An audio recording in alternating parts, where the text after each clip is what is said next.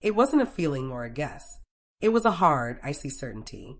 After that strange, quiet meeting with my father, Richard, and my sister, Angela, something was off. I found myself in the secure archives of Archer Digital Ventures, a place I hadn't set foot in for years. There it was, tucked away. A single black folder, completely unmarked. No label, no project code. My hands trembled as I opened it. It wasn't a draft. It wasn't a proposal. It was a fully notarized, finalized legal document. Every single voting share of the company and the title of Chief Executive Officer were being handed to Angela. My name didn't appear. Not once. 10 years of my life. Erased. I got nothing. That betrayal wasn't just painful. It felt unimaginable. It was unimaginable because for a decade, I hadn't been just an employee. I was supposed to be the successor. My name is Camille. I'm 32 years old.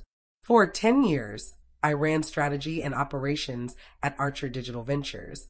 Fancy title, sure. But what that really meant was that I made everything work. I built the analytics system from the ground up. The system that tracked consumer behavior, optimized ad spending, and doubled revenue in 3 years. I was the one who missed my best friend's wedding. Sitting in my car in the church parking lot, still in my bridesmaid dress, taking a client call because my father had forgotten the meeting. I closed the deal and missed the ceremony. I was the one who sacrificed my 20s. My personal life? A graveyard of "I'm sorry, I have to work" texts. No vacations. No dates. Just work. And I did it all because of a promise. My father, Richard, had made it clear. "One day, this will all be yours, Camille," he'd say, putting his arm around me after I landed a big account. "You've got the head for it. You're the real deal." I believed him. I built my life around that promise. It became my identity. People ask why I stayed, why I endured the long hours and missed holidays. It wasn't only loyalty. It was a trap. When you're the one keeping the family business alive, your sacrifice becomes who you are. You aren't just an employee. You're the load-bearing wall holding the structure together. You wear the exhaustion like a badge of honor, convincing yourself that someday your work will be recognized. That devotion turns into invisible chains. You stop asking if you want to be there. You only focus on the fact that you're needed. And the people who benefit from your sacrifice, they're more than happy to let you carry the weight. I wasn't just working for a company. I was working for a man who looked me in the eye, called me his daughter, promised me a future, while quietly preparing paperwork to give it all to someone else. Then my sister, Angela, came home. She hadn't joined a family dinner in years. She had been finding herself in Bali and then building her personal brand in New York. At 29, she was magnetic, stunning, and had an Instagram following that my father, Richard, found irresistible. I, by contrast, had spreadsheets. Richard was instantly captivated. Within a week of her return, he called a company-wide meeting. He announced Angela as the new CEO, effective immediately. He claimed she brought a fresh perspective that Archer Digital desperately needed. Her changes started immediately. She swapped the company's official font for something more playful. She spent 2 full days choosing a new color palette for the break room. She posted selfies in the conference room with the hashtag #GirlBoss, and left the office by 4 p.m. every day. My data-driven strategies, the ones I had spent months perfecting, were suddenly dismissed as too rigid. My projections were overlooked in favor of Angela's creative instincts and vibes. I watched my father, a man who had built his company on diligence and numbers, completely melt in her presence, enchanted by her buzzwords. It's easy to ask why he was so blind, why he would hand over his legacy to someone with no experience. But it wasn't just blindness. It was a deliberate choice. It was the danger of normalizing cruelty. In some families, a toxic hierarchy forms early. Roles are assigned. There's the golden child, who can do no wrong, the one who carries the family's dreams. And then there's the scapegoat, or, in my case, the workhorse. All my life, I had been competent, so I ended up with the work. Angela was charming, so she received the praise. My father didn't just favor Angela. He depended on her brilliance, because if she was the creative genius, he could justify overlooking my competence. And he needed me to be the reliable workhorse, quietly keeping everything running without complaint. He wasn't merely blind. He was perpetuating the system he had built. I was expected to accept it, to keep my head down and run the numbers while Angela ran the company into the ground. And then I thought of the Odyssey project. It was my creation, an $11 million campaign renewal for our biggest client, Susan. I had spent 6 months crafting the pitch, a fully data-driven, strategic overhaul of her global marketing. I had finished it 2 months ago, but Richard kept postponing the presentation. Susan's not ready for it yet, he had said. Let's wait.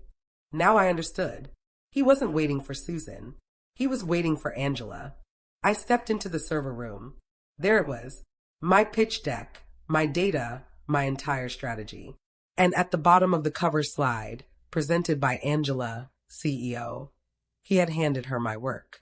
He was letting her take my biggest idea and present it as her own. I stood there in the cold silence of the archive room, clutching the black folder. I didn't cry. I didn't yell. The person who had once believed in my father's promises was gone. This new, colder version of me just acted. I walked out past the front desk without saying goodbye to anyone. I drove home in absolute silence. That night, I sat at my computer. It was 11:03 p.m. I opened my email and typed in the addresses for my father, my sister, and Wendy, our head of HR. The subject line read, resignation. The body of the email was brief. This email serves as my immediate and final notice of resignation from Archer Digital Ventures. My access card and company laptop will be on my desk by morning. I hit send. Then I turned off my phone. A few days passed in quiet. I just breathed.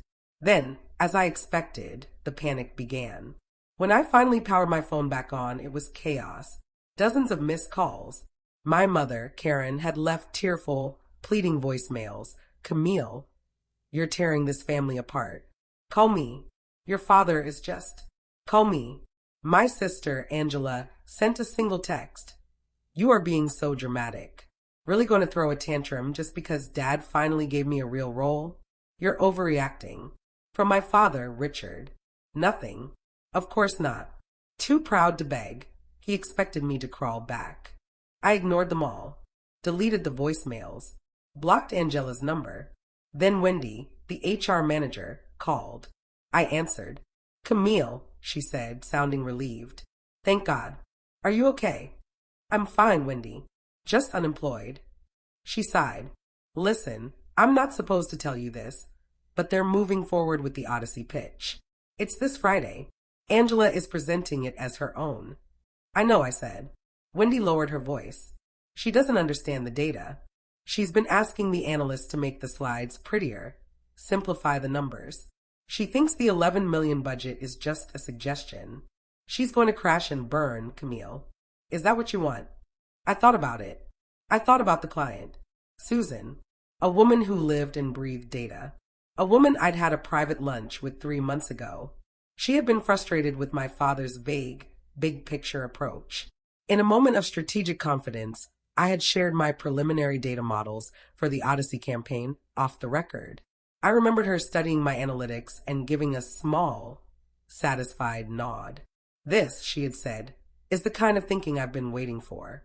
Susan already understood that the core of the idea was mine. She knew my thinking, my numbers.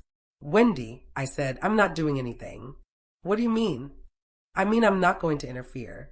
I'm not going to save her. I'm not going to save him. A cold, steady calm settled over me. She wants to be CEO. Let her be CEO. I didn't need to set a trap. My father and sister had already done that, and Angela was about to walk right into it. I didn't have to be in that boardroom on Friday. I could see it perfectly in my mind. I knew Angela. I knew Susan. And I knew my own data. Angela would stride in with that effortless confidence, probably wearing some designer outfit that cost more than my first car. She'd charm everyone in the room, flashing smiles, calling people by their first names. She wouldn't just present the Odyssey project. She'd perform it. The lights would dim, and my slides, my analytics, my strategy would fill the screen, repackaged in her trendy new sans serif fonts. She'd pepper her speech with words like synergy, brand resonance, and creative disruption. She'd speak about the feel of the campaign, the vibe it created. She'd glide over the complex data models, algorithmic budget allocations, and consumer behavior forecasts, treating them like footnotes. Obstacles to get past on the way to the flashy visuals. She wouldn't understand that for the client, Susan, the data was the pretty picture. I could see Susan sitting at the head of the table, perfectly still, listening with patience.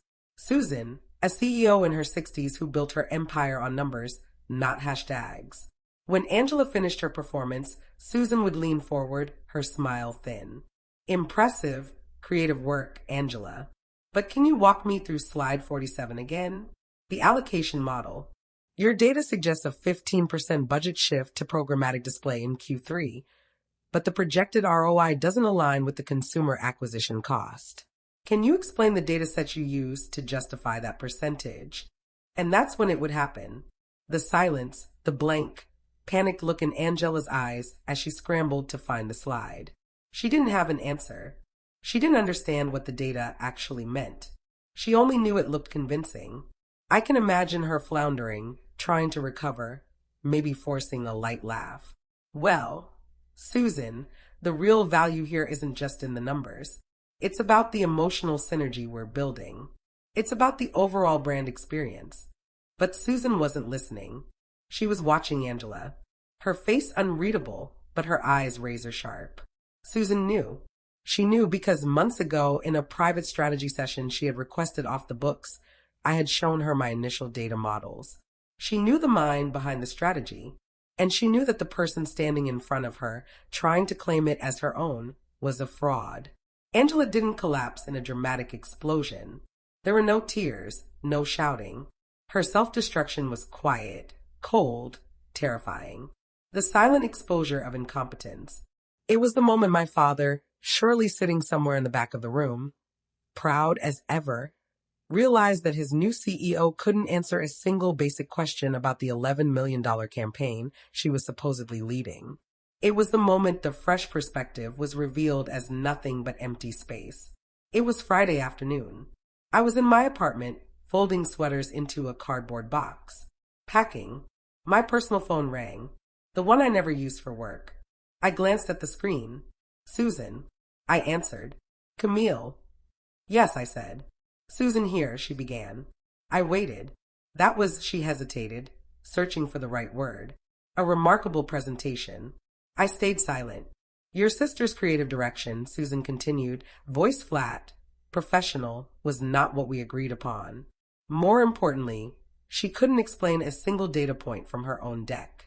She couldn't even identify the basic acquisition cost model we discussed months ago. I looked at the stack of books I was packing. Felt nothing. Just quiet. We are withdrawing the $11 million Odyssey contract effective immediately, Susan said.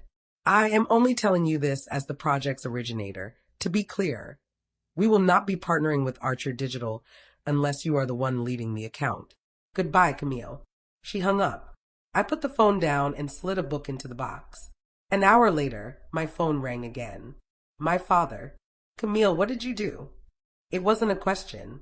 It was a yell. The panic in his voice was so thick, I could barely make out the words. Susan pulled the contract. The whole thing. $11 million. You have to come back. You have to fix this. Now. I paused, listening to his frantic breaths over the line. I'm not the COO, Dad, I said, my voice calm steady. Angela is the CEO. Let your CEO handle it. I hung up. Almost immediately, my phone buzzed again. My mother. Karen. I let it ring. A text arrived. Angela, you set me up. You handed me to the wolves. This is your fault. You ruined everything. My thumb hovered over the screen.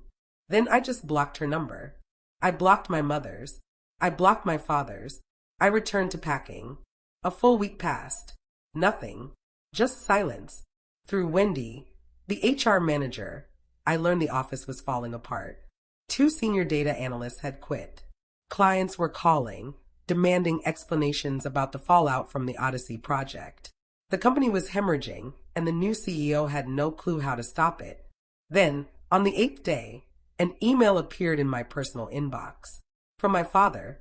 Just 3 words, what do you want? I didn't reply. I forwarded it to my attorney. His response was immediate. A legal meeting tomorrow, 10 a.m. I walked into that conference room, and for the first time ever, my father looked small. Slouched beside his lawyer, defeated. Angela wasn't there. He knew she couldn't be. Camille, he started, his voice heavy. I cut him off. Here are the terms.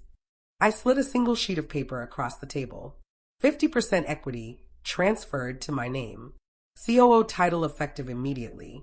Full strategic control over all accounts, including Odyssey. Angela demoted to a non-strategic creative role, reporting to my new head of strategy, with no client contact or decision-making power. His lawyer sighed. My father's eyes moved from the paper to me. That's the price, he asked. That's the price, I said. He knew he had no choice. The company he'd built was days from insolvency. He nodded slowly. Agreed. Walking back into Archer Digital's office, I didn't feel victorious. I didn't feel like I'd won a war. I simply felt purpose. This wasn't about revenge. Revenge looks backward. It punishes what's already broken. This was different. This was about justice. And real justice isn't about the past. It's about the future. It's the kind of justice that clears the drains, not sets fire to the fields. It's not about destruction. It's about removing the weeds so you can finally grow something that lasts.